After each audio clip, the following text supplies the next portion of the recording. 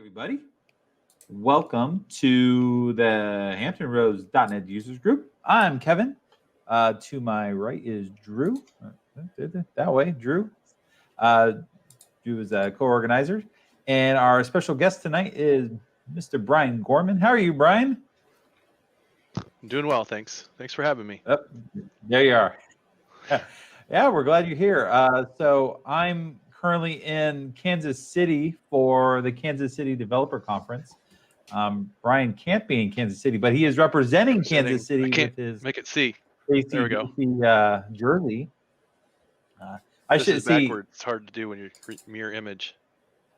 See, it's right side of us, so we can see it just perfect. I wish I knew we were wearing that. I would have brought mine with me and we could have coordinated. But that's all right. Maybe next time. Yeah. Shout out to everyone on either Twitch, YouTube, or LinkedIn. We're glad you're with us. We're not going to stall anymore. We're just going to let Brian take over. So Brian is going to talk to us about Azure API management and all the good stuff that comes with that. So, Brian. I don't know about all the good stuff. All the good. Okay, so just scratch the surface of the good stuff. Yeah, right on. Yeah. We're gonna get a good overview here. And I, depending on what your level is with functions or API, there may be some stuff here that you've seen, and there may be some new stuff and a little bit of identity we get to work in, which is kind of always a tricky thing to mess around with. So hopefully we'll have the demos go well here. The demo gods can be nice to us tonight. But I've tried it a couple times and haven't had many issues, so hopefully that's a good omen.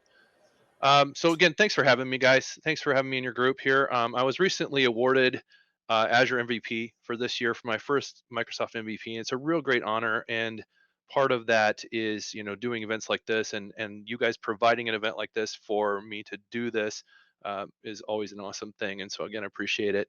You can see that I'm an MCT, so as an MCT, it does me well to get extra certifications. So I have a few Azure certifications that I've earned over the last couple of years here. And I also recently wrote a book called Practical Entity Framework, which is a book on .NET Entity Framework. It was written with .NET EF Core 3, 3.1, excuse me. And so even though I have a book out there, this is going to be weird. I'm going to say don't buy it because actually there's a second edition that is going to publication as we speak, and it will be out in November, and it's on EF Core 6. And so hopefully that one will do as well as the first one. I would love to connect with you. If you would like to follow me on Twitter, that's great. I'm at BL Gorman. I kind of, goof around on Twitter. If you would like to make a professional connection, a better way to do that is LinkedIn. I'm an open networker, so I will accept all connections that don't look creepy or too salesy. I'll even take salesy ones sometimes. So, but I'm LinkedIn.com, LinkedIn/in/Brian L. Gorman. So you can find me there. Yeah, I'd love to connect with you. And network, talk shop, whatever you want to do. Talk about how awesome the college football weekend was, or whatever it might be. So I'm good. I'm up for all that. All right. So without further ado, let's move into the actual thing here. So what I'd like to cover today is what it takes to get set up to actually do what we're about to do. And I did prefab a few things just to try to make this talk go a little more smoothly. And there are a couple things we're going to do live together as well. We're going to lock down the function app after we see how it works and how everything is connected. We're going to enable the identity login so that we can make sure that only our Active Directory authorized users can actually get to our function app. So that's going to be our security level. We're going to be looking at the APIM and how we create the managed identity in that in order to make sure that it can authenticate in the Active Directory. We'll be looking at then wiring up the APIM to leverage the function app. And we'll talk about products and subscriptions and what that means within API management and how we can make that work so that we can have the ability to literally have one facade in front of all of our backend functions that allows our clients to have the right input into the right places, and we don't have to give them a bunch of different links with a bunch of different function keys. And we'll talk about some of the pitfalls that we'll hit along the way, and just other further information that we're going to see as practical things happen as we start developing here. Well, it's not really developing, it's all going to be in the portal, and it's just a lot of configuration and such. And so it's actually quite intuitive once you've done it a few times, but the first couple times it's like, what is going on? So I'll show you some of the pitfalls I've had to help you so that when they happen to you, you might remember and be able to fix it. So the good news is that's it for slides. Everything else in this talk is going to be a live demo, and we're just going to push through it, and it should be a great chance for us to dive in and just really see how all this works together. So what I want to do is first start off just talking about what I've already got set up, simply because you would have to have this all set up as well. In order for us to have a good API management solution, we need to have behind the scenes an application insights with a log analytics workspace. And so I've already got that built out. And then also I've built in an Azure Function App. So hopefully you've seen creation of a function app. If not, it's straightforward. Basically, you just go out to, create a function app or whatever.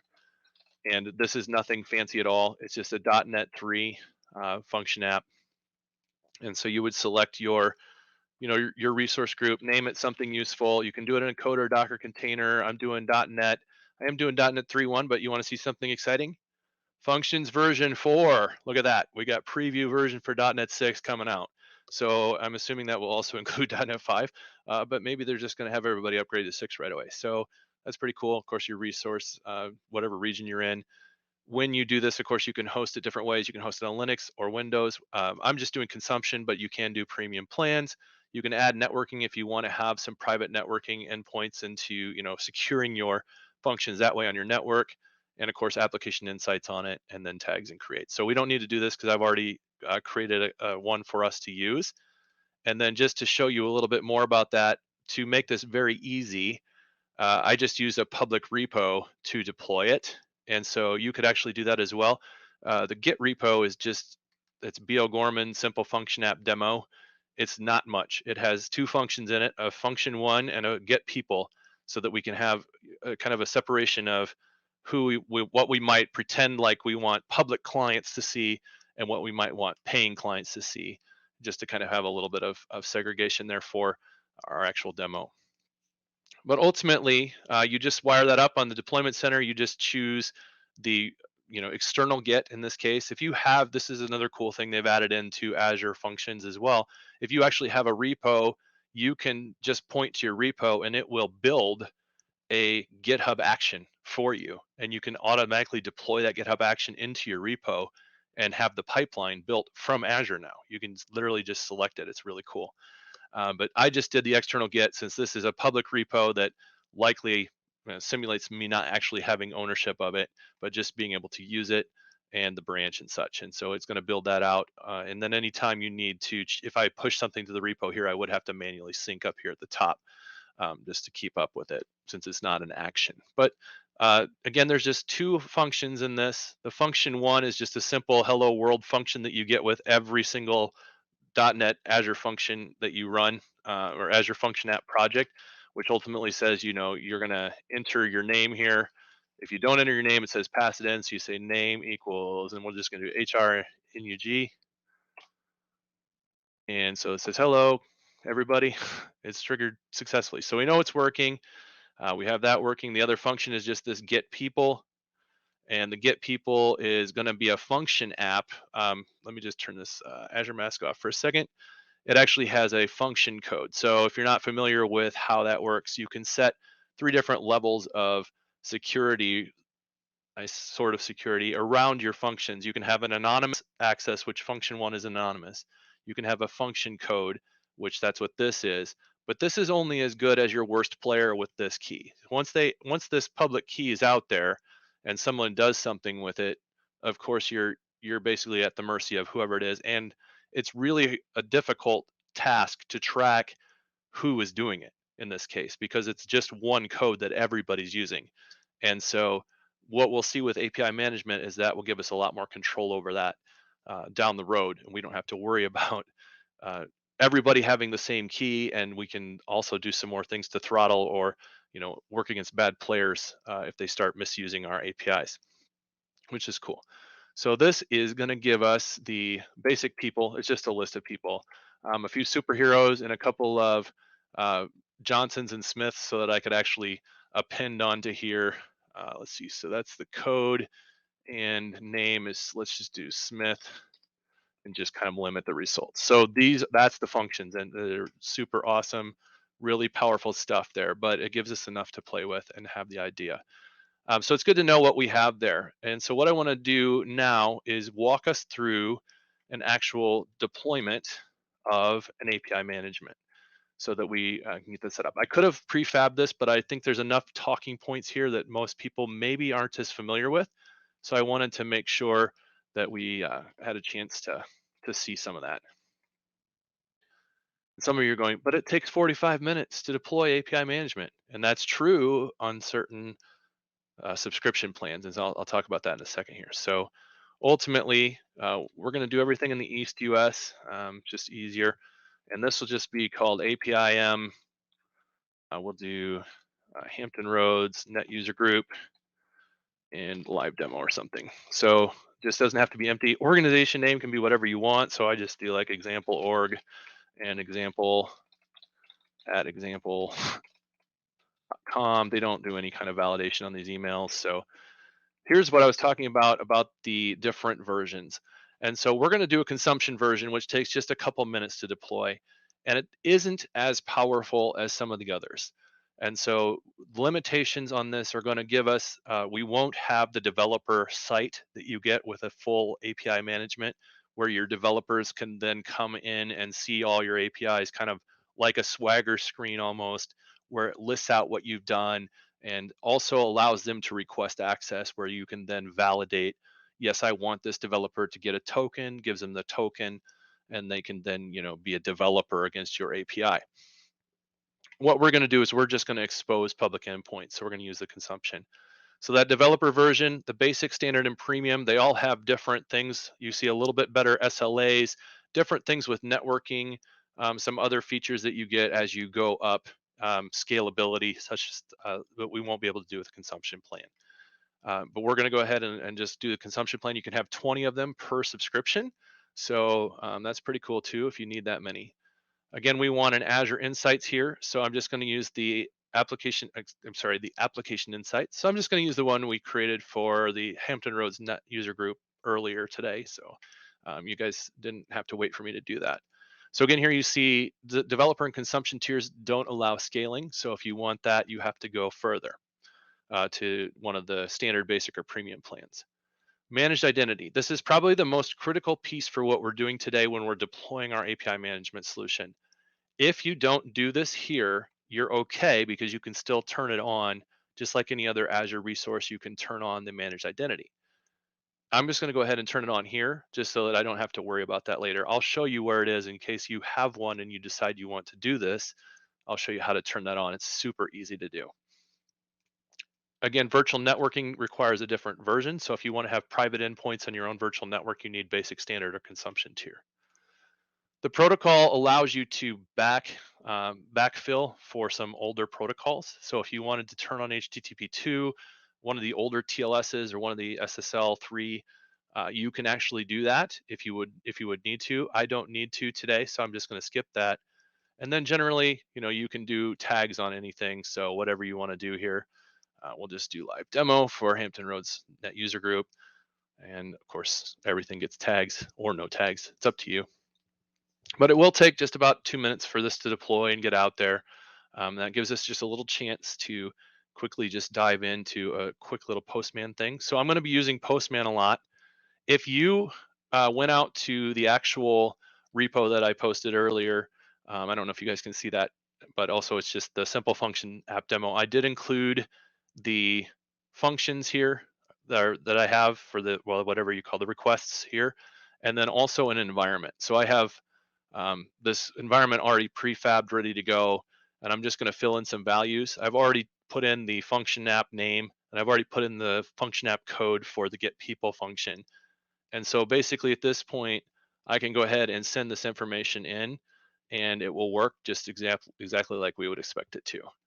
And I have some prefab calls for the API instance here as well, getting people with that name of Smith, and then ultimately we're going to see in a minute a third-party API as well. So we'll have all that ready to go.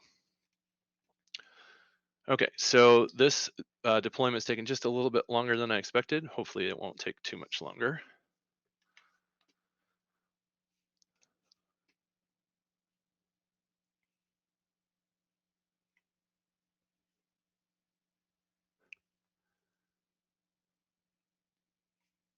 There we go. Cool. So there's our API management solution. So if you're not familiar with this, there's a couple of really critical pieces you want to know. Of course, you need to have your URL. This is what everybody's going to see by default, your public facing URL, and then you'll put your APIs behind that.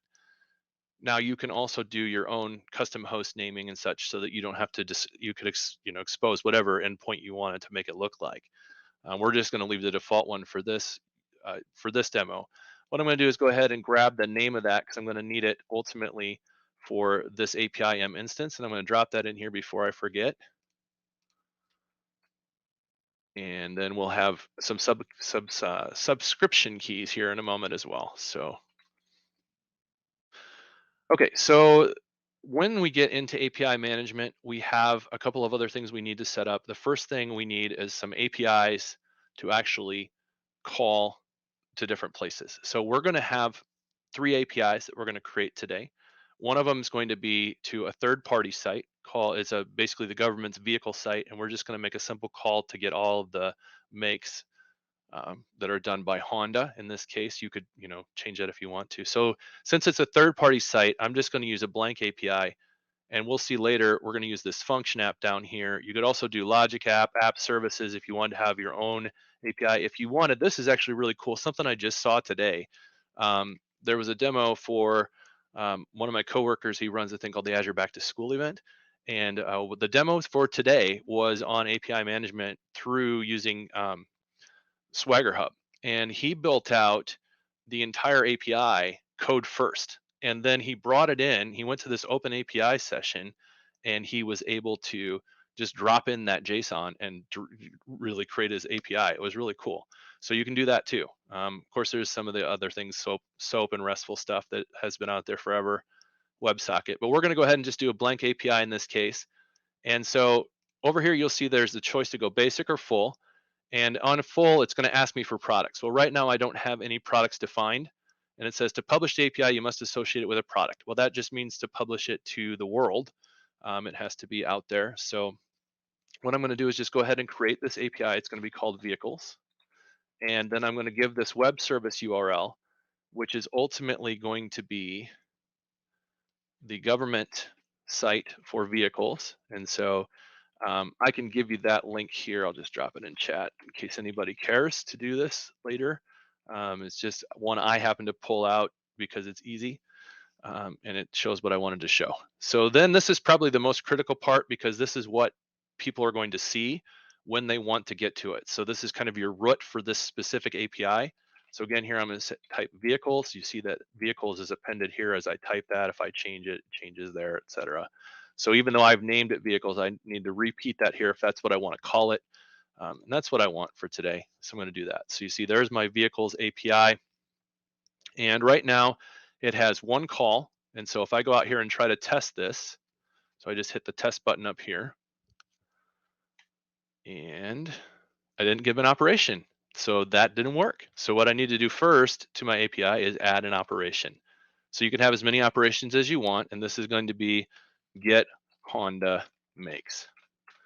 And so ultimately there, I need to drop in the rest of the API call. So the root was that vehicles government API. This is the specific call I'm doing. And so this is just going to be getting all the makes by Honda. And you can put some tags on there if you want. And you can see you can also mess around with query headers, request and response as well here. And so there's my operation now. So now when I go to test, I can go ahead and do this. I can actually add a parameter here if I want to, or add headers to it.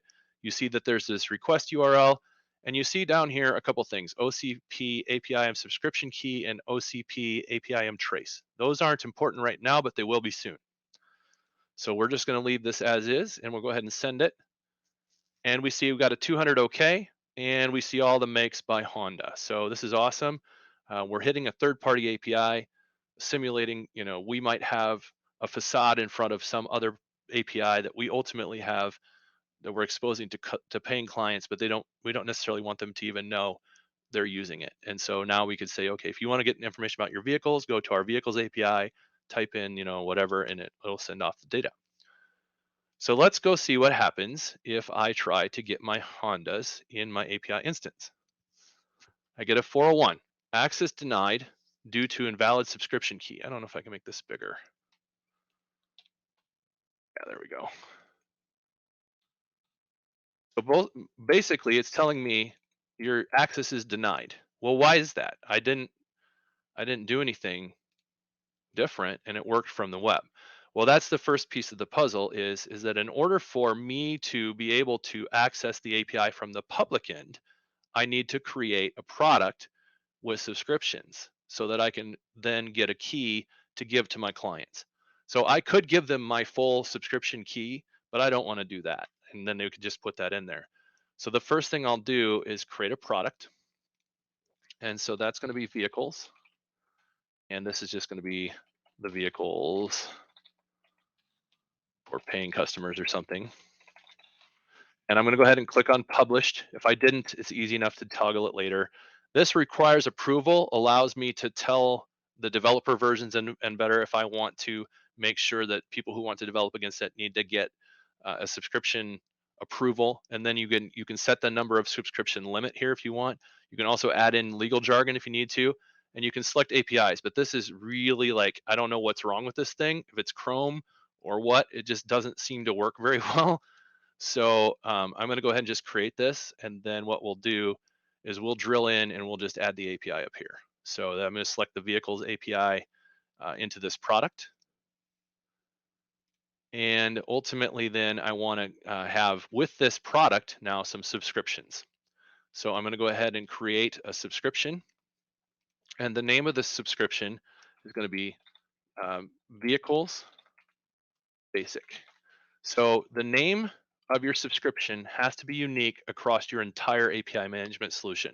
So if you just type basic here, you can't have basic on any other subscriptions as your name, but your display name can be repeated. So I always just preface with the name of the product I'm in and then the subscription as my name, and then I just display it as basic. The next step is this allow tracing. And what tracing does is allows you to generate a trace on your blob storage that's backing this, and it basically then allows you to set a header to true. You can do that within Postman or within the test window. It allows you to see that trace log if you want to. So you can turn this on if you want. I'm not sure if that affects your performance overall. It may have a little bit of an impact, so you might want to test that out on your own and see if you're doing this in prod. You might not need that or want it, but it's really handy if you need to debug. So we're going to go ahead and leave that on. And you see that it gave me two keys, a primary and a secondary. So what I generally like to do is I like to give the secondary key out so that I can rotate that for reasons. And then I have my primary key for my internal stuff. And that way, if I rotate a secondary key, my internal stuff should still work. It really doesn't matter. You just need to give one of them. You can regenerate the primary or the secondary. You can suspend it. You can delete it, whatever you need to do here. You can also show and hide your keys.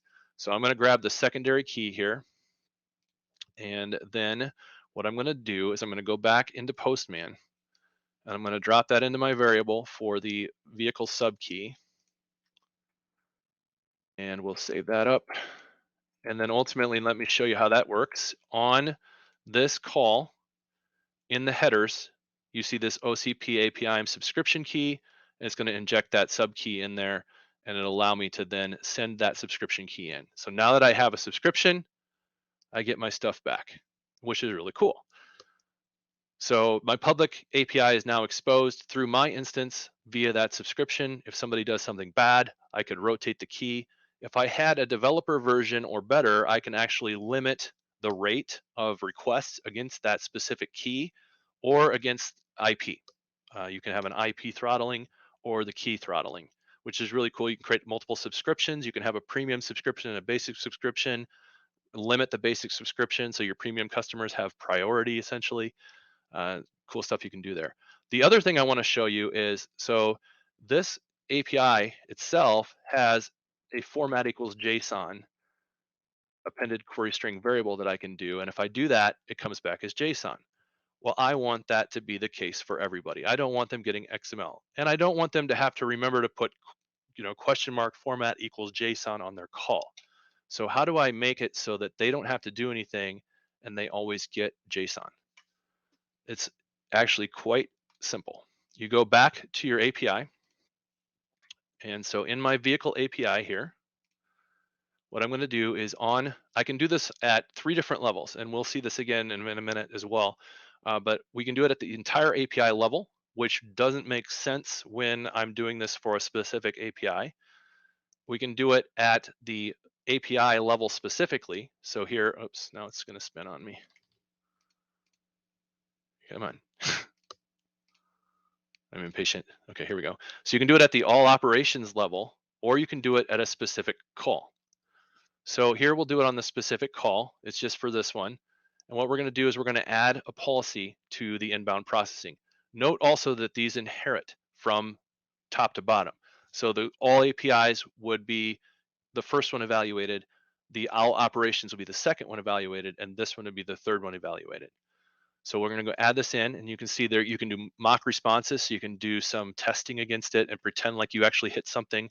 You can do rewrites. You can do query parameters, headers, cross origin, validate JWTs, and you can also do other policies, which we'll see in a moment. But ultimately, we're going to do query parameters.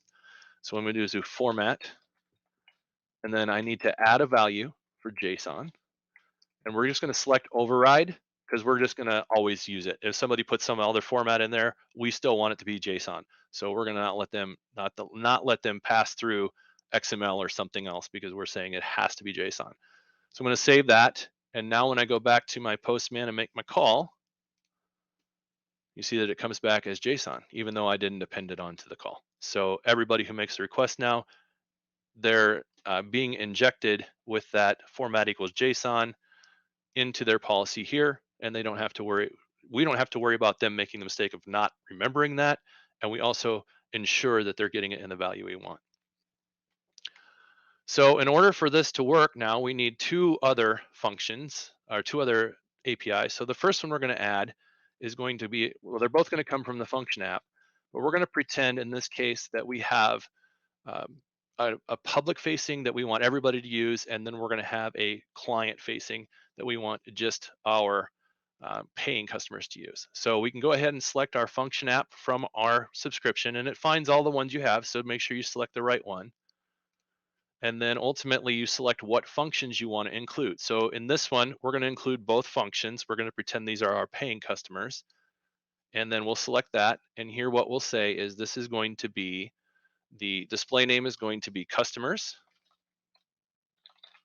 And then ultimately this API URL suffix is also going to be customers.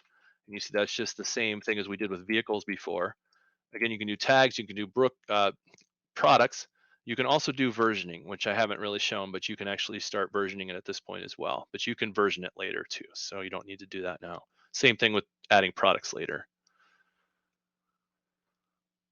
So we'll go ahead and build out this one for the customers, and then let's do one more API for our everybody. So this is going to be the same function app in this demo. Likely in the real world, you would have multiple function apps or logic apps or your own web API, whatever you're connecting to, or just the same function app with, again, just a limited scope. So here again, we're going to do just that function for everybody. We're ultimately going to call this public.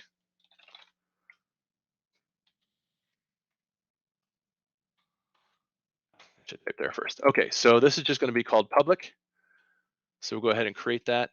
And okay, so we have our customers and our public, and hopefully it's not case sensitive because I forgot to capitalize a P, but that shouldn't matter. And then again, we could test these real quick just to make sure everything's working. Locally, it's probably a good idea to make sure you're getting 200s on this at this level, that things aren't wired up in a bad way. So we're getting 200s, that's what we expected. And we need a couple more products. So again, we need a product for customers. And this is just our customers, and publish that. And we're not going to do anything with those, but again, we could add multiple APIs here. We'll do one for public as well. We'll call this everybody.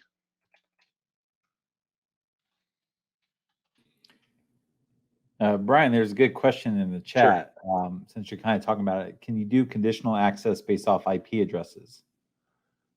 Ooh, that's a really good question. So In or the maybe IP policies, address range. yeah. So I think there will be multiple ways to accomplish that. If you're on your own virtual network on one of the more expensive versions, absolutely, you're controlling your ingress. But on these consumption ones, what I would think you would have to do is apply a policy. And again, at the consumption level, honestly, the policy doesn't let you do it by IP or by key. You have to be at the developer level on those as well. I think it'll just say it's a subscription level only. Gotcha. So I would have to look into it a little more to see, how I would throttle by IP at this level. But it likely is possible. I'm just not sure how to do it. If you're willing to pay for it, is usually the answer. Yeah. So on those policies that we were doing earlier, that's where you would be adding in additional things to throttle by IP or by subscription key. And so I could actually show you where that is in just a second. We have to go back in there anyway. Just hopefully I'll remember. And key throttle. Okay.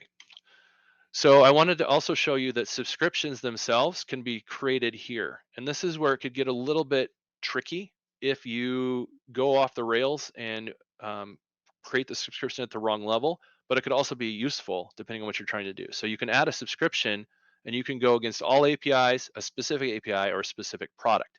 So subscriptions don't have to be limited to just one product, which is actually kind of cool. We're going to just do products, but for the real world, you might span a couple products if you wanted to. Maybe you have an admin subscription or something that needs to get into all of them. All right, so this is going to be everybody again, and the display name is just going to be everybody. It does well, shoot, this is going to be everybody basic, and this is basic, and we'll just allow the tracing for whatever reason, and we'll select the everybody subscription and go ahead and create that. The other way to do it is to go into your actual product itself. So here's our customer's product, and we can create subscriptions here directly. That knows it's at the product level right away. So here we'll just do customers basic, and we'll just call that basic. And just to show that you can do it, of course, we'll do our customers premium.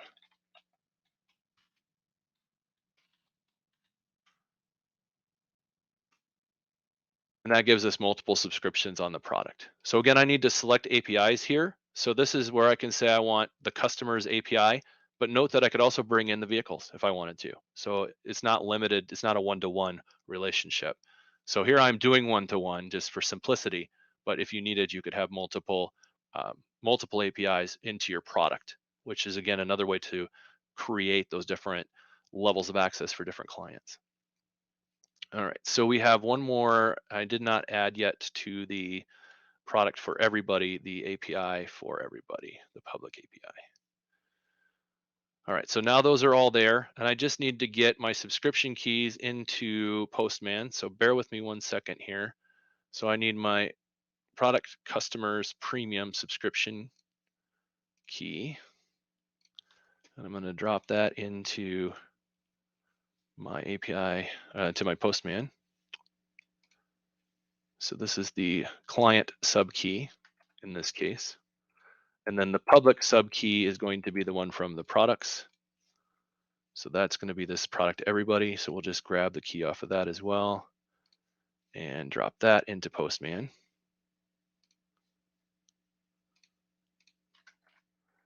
And I'll go ahead and save all that. And then hopefully now when we hit our APIM, here's our public function one using the subscription key that we put in there. We're good.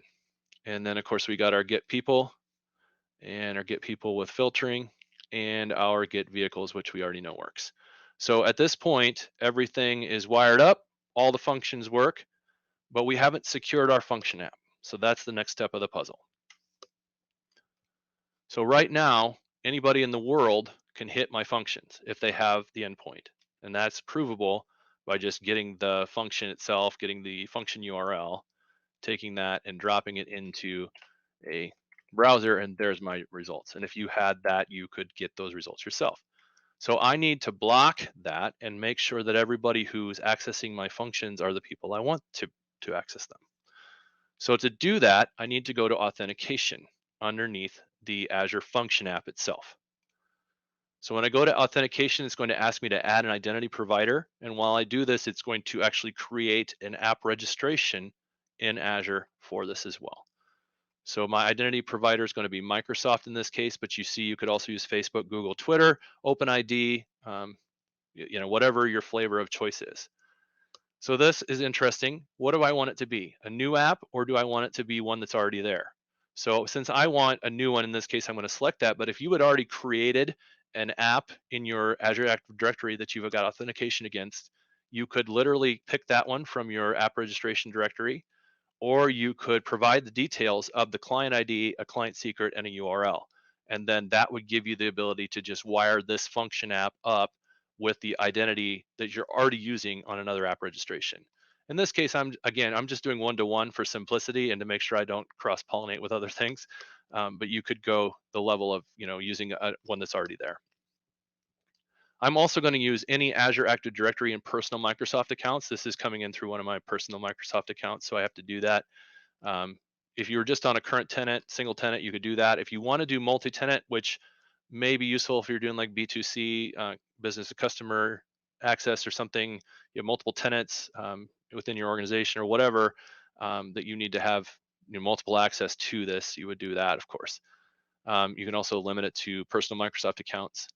And then this is interesting, but if you want this to work correctly, you need to make sure you're requiring authentication.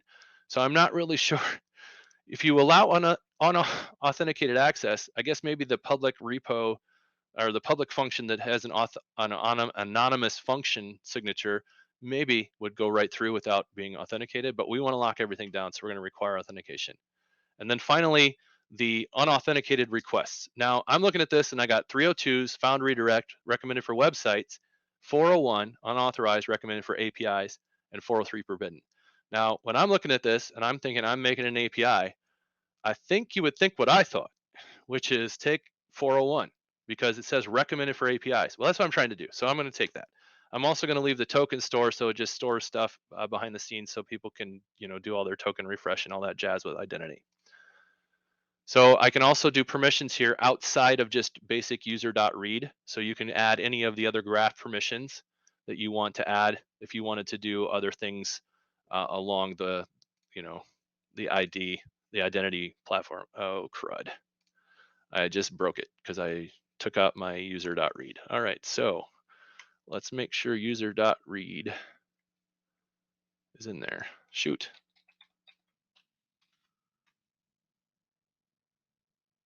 Okay. And I think I accidentally put profile in there, so now I want to take that one back out. Hold on. So I got to add a permission to remove it. Interesting.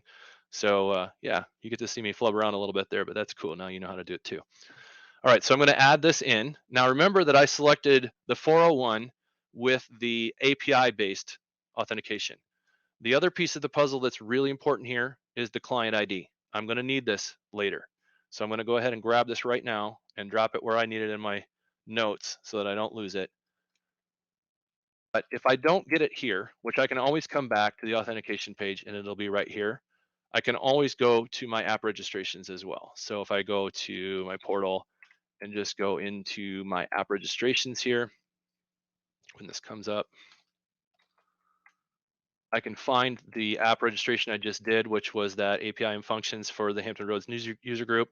There's my ID right there, but if you drill into this, I can actually see the application ID here, other information. This is another interesting piece of the puzzle, redirect URIs. So if you want to actually try to get Postman to connect, which is a non-trivial thing, by the way, but possible, I've done it once, you're going to need another redirect URI. So you drill into here and you would add in a platform for desktop and probably point that at localhost.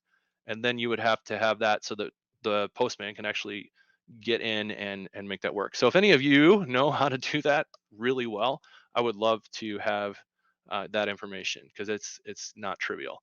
It seems like it should be, but it seems harder than it should be. Anyway, this is where the application client ID is. And just in case you're also not aware of this, if you were trying to build your own authentication for some reason, or if you needed to wire up, all of your endpoints are right here. And so you can select that and get all of your endpoints for this function. for this app registration, excuse me. But these, these are never going to change. These are all just the Microsoft endpoints, and that depends on whether you're doing a single tenant or a multiple tenant. It'll be different if it's multiple tenant, and then a graph endpoint and such, different endpoints for SAML, whatever you want to do. If you ever need them on your app registration, that you find them right there. All right, that's more than you needed for this thing, but always good information. You can also add secrets if you wanted to. In your certificates and secrets, you could come in here and add a secret. You can also do certificates as well. So just different things you could do around that to kind of further the puzzle here. All right, so we've locked down our functions now, and we've built this function app. So when I hit this, it says you don't have permission to view this directory or page. Well, that's kind of what I wanted. I mean, it's blocking me. That's good. And if I go to Postman and hit it, what you'll see is I get the same 401. I don't have access. Same thing for this function. So that's cool. It's blocked. Oh, okay, but I mean, this should let me log in, right? Well, if you remember, I said that 401 versus that 302, that was the error. So that's why I wanted to recreate that for you so you could see me flub through it and remember if this ever happens to you, why your users can't sign in directly and use it. Now, maybe you don't care. This is maybe not a bad thing, but I don't think the APIM instance would be able to work without it either. So what we need to do is find the authentication page, again, where we created this before, and we need to edit the settings here. So that's here. And we're just going to change this to a 302 and save that. And by doing that now, provided it works correctly, oh shoot, did I save it? Did I just not give it enough time? There we go. Okay, so I was just too quick on the gun. Okay, now it's going to let me log in, which is what I want. So now that I can authenticate and get that redirect pass through to my app, now I can see my data. So it's still locked down. If I go out to my Azure Functions here, and I'm just a rando user, not logged in, I still get the 401. So the only people that can currently get into my Azure Function app functions at this point directly are people that have been authorized into my Active Directory. So I could further lock down the Active Directory role-based control around that Azure function to limit who can actually still log in. But at this point, I'm just going to leave it open. But if you needed to go to a more granular control, that's where you would want to do that. So now what though? If we go back to our APIM, what's going to happen? So our functions are locked down. And in our API, somehow I got multiple function apps open here. 3 function apps open here. All right, so here's our API. Oh, geez. Yeah. Okay, so here we go. So if I go to my customers and I go try to do any of my functions at this point, and I'm going to test it from within, I'm going to get 401 unauthorized.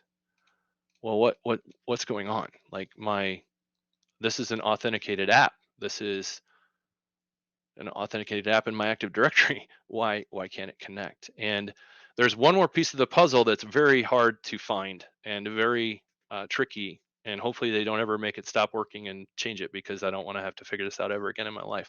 But ultimately, you have to add a policy in order to let it through, to tell it what app you're going against. So what I'm going to do to fix this is I'm going to go into each of my APIs. Now I could do this on the all API level, but since this is going to be a problem for just my internal stuff and not the vehicles, it doesn't really make sense to inject a policy at the all API levels at this case. So I'm going to do this on the customer level. So on the inbound policy here, I'm going to add a policy. So here you see your filter IP addresses. So if you wanted to, you could drill that in and put some blocked IPs here. Let me just see if this works. It might actually work in the consumption. This is not a real good IP, obviously, for the world, but so it actually did let me save that. So you can do IP filtering in the policy here on the consumption. That's pretty cool. So I'm going to take that back off because I don't want it just in case it breaks something. But you can also do a limit call rate. Now, this is where it's so you can, say I want 1,000 calls in the next 60 seconds, limited by subscription, by IP address, or by custom. And so this may be interesting because it's going to inject this. Let's see if we can just do, any requests coming in. If they do more than that, we'd be blocking them. Let's see what happens if we hit save. Oh my goodness, they let me do it. Okay, so yeah, okay, they didn't. So in the consumption, you can't do this, but this is how you do it in the other ones. You get the context subscription key. So that's going to do the throttling by the specific keys. So now your different users can have different throttle rates, depending on how you want to do that. So if you create, an entry point for your premium, they get a better rate than the other people. And so you can do these at the all API level. You can do them at the individual API level. You can do this all the way down at the function level. Unfortunately, for whatever reason, in the consumption, they don't let me rate limit, which is probably the one place I'd want it more than any, honestly. So that's unfortunate. Maybe they'll change that in the future. Maybe there's a reason that's beyond my understanding that that's making sense to them. So, all right, but right now, if we still test this, we would still get our 401 because I haven't fixed that. So let's fix that at the customer all operations level. So we're going to go to the all operations and we're going to add the policy. We're going to do a custom policy, and in here, we're going to add in this specific policy attribute, which is authentication managed identity resource and the app ID of the application we're hitting. So this is, again, the app registration ID for the actual function app itself that we just created a couple minutes ago. I'm just dropping that same key here. I'm going to save that, and then I'm going to give it a minute before I go crazy. So I'm going to go ahead and into the public one as well and do the same thing. Sometimes these take a minute to propagate, and then it looks like it doesn't work.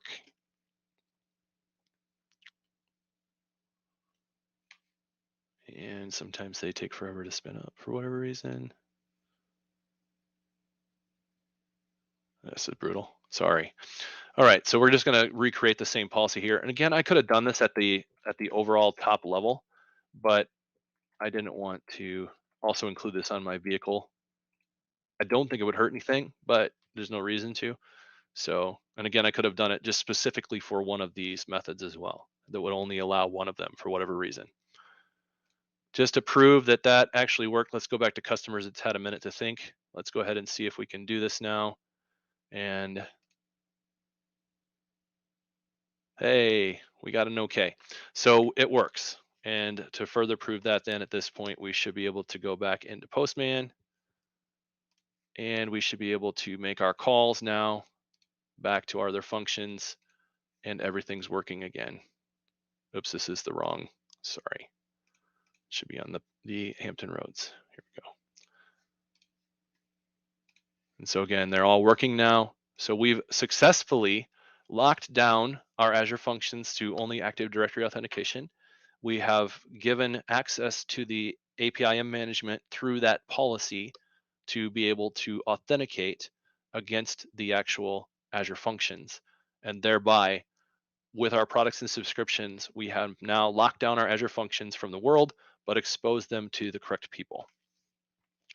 The last thing I need to show you, just in case for whatever reason you were in your APIM and you didn't have the identity on. I didn't mention this earlier because I turned it on during the deployment, but if you forgot to do that, or if you have an existing one, the most critical piece before you actually try to do the app registrations and try to wire everything up is you need to go into the actual APIM itself, and you need to go to its identity. And there's a managed identities, and there you need to make sure that this is turned on and that it has a principal ID. It doesn't matter, and you don't need to do any role assignments. So don't get confused here. This isn't doing anything for you. So that's how you make sure you go back to the identity. If you don't have your managed identity on, you just create one. It takes about 30 seconds to a minute, and it'll assign one. And then once you do that, it can authenticate in the Active Directory against your Azure functions. One other thing I wanted to show you before I'm done. There's another way that these are connected to each other now as well. When I associated the API I said create the API from the Azure Functions. You can actually do that from the Azure Function side now as well. Down here, and there's API management. You can actually do that, and you can see I can create a new API management instance or grab one of mine or whatever, and I can import functions and get things working. I don't know why it's not showing up with my API there, but that's brutal. The other thing is with that, once I get them wired up, where did it go? There's actually a thing under here for something like app keys. Yes. And the app keys show this is my API, and it has an app key here, and this is default and master function keys and such that are already going to be there on all function apps. But once I connected my API management, it created this one. And so if I wanted to change or rotate this key, I have to fix it on both sides. So if I renew it here, this will change the key here, but it's not smart enough to know on the APM side it also needs to do that.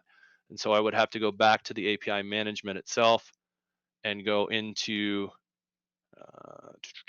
sorry, that's the app registrations. I keep getting all over the place here. Sorry. All right, we'll just do API management and grab the API management for this one. And then under here, we have these named values. And the name value key needs to map to the same thing. And we can show these as well.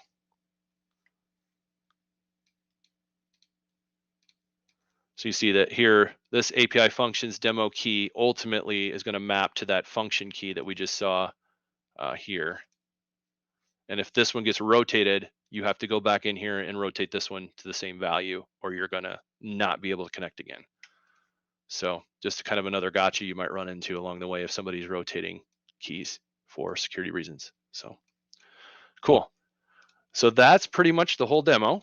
So just a quick wrap up. Of course, we'll ask for any questions, but again, you're just going to create your resources. Ultimately, then you're going to create the APIs with the products and subscriptions and leveraging the different endpoints that you want to hit, whether it's a third party or your own. You can inject policies along the way to inject keys, or again, we did that function JSON into the query string. You're leveraging your identity within Azure to lock it down so that only your authenticated users can execute your Azure functions, and then making sure that the API management has an identity so that it can actually authenticate and execute your functions via that policy on the app ID. So that's kind of the summary on everything. Cool. So this is me, Brian at MajorGuidanceSolutions, BL Gorman at Gmail, Twitter, BL Gorman, LinkedIn, Brian L. Gorman. And again, if you want to support me, you can go out and listen to my songs on Spotify, or don't buy the book because there's a new one coming. So whatever you do, don't buy the book. Right. Sorry, APress. We're getting a new one though. That's why. I just would hate for someone to buy it and be like, "Aw." You buy the book and then you buy the book again. Well, you could do that, but yeah, you could. Sure. Sounds great. Awesome. Good times. Brian, that was pretty good. Okay. I've only dabbled in API management. I haven't had a strong use case to try to use it. I've very few public-facing APIs where I've thought about using API management before. But it actually happens I have a project coming up that API management's perfect for. I'm looking very forward to using it. So this was a good primer for me. Nice. Jumping in there. And I do a ton with Azure Functions. Like it would seem obvious to use API management, but most of our stuff is very internal facing. So haven't really seen the need. So yeah. Good times. So there's one question about rotating the keys. I'm not sure if you see the chat in StreamYard. Sure. Could you potentially do a graph query to rotate the keys? So I'm not sure, to be honest. I'm not sure how that would work. I'm not super awesome with graph, but I think, if you could get access, you could do it through PowerShell easily, right? Because you can do basically anything in PowerShell. So if it's similar, or through a REST API, probably, I'm guessing you could do something. So that's a really great question. Take notes. Yeah, I got to write it down so I can go do the look. same thing. All right. Well, now's your chance, everyone. We'll hold up for another minute or two, see if you have any questions. If not, let's see. Make sure you go follow Brian on the Twitters and whatnot. Nice. We need speakers for the rest of the year. Mm-hmm. We do. Let's see, Drew. Let me throw a link up to that. HR Nug. GitHub. That's HR Nug.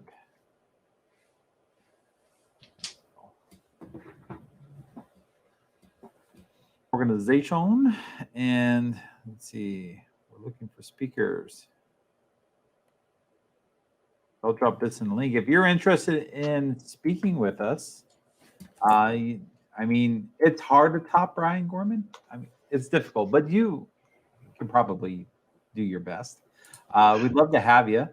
There's a GitHub repo. Basically, you pick the month that you want to speak, and we'll reserve the date for you. As easy as that. If not, you have to listen to me talk, and no one wants that. Oh yeah, Brian, maybe you should come back when the new book's released. There we go. Or I could just like sponsor you and give some out for free, right? Hey, there you go. Yeah. Wait till we go back in person. Yeah. Whenever that happens. We were thinking about it, and now it's like, all right, Delta variant. No one's doing anything live anymore. Yeah. So we were just getting rid of Zoom. We were just getting back to it. So close. Ugh. It's like the carrot, just leading us astray. Well, all righty. Well, friends, I think we'll go ahead and shut it down here. Thank you, everyone, for hanging out with us. Thank you, Drew, for being co-host. Thank you, Brian, for giving us a great introduction to Azure API management with Azure Functions. Lots of good stuff. Certainly, Dev. Yes, if we go back in person, we'll still be hybrid. So we'll push stuff over Twitch, YouTube, LinkedIn. Maybe not LinkedIn. LinkedIn's quality has been crap for live events. I have to go back and see what the replay looks like, but the live event is horrible. All right. Thanks friends, again, guys, for having me. I really appreciate it. Anytime, Brian. You have the link. You just come back when you feel like it. Sounds good. Sounds good. All right, friends. I'm cutting off the stream. See you all next time. Thanks.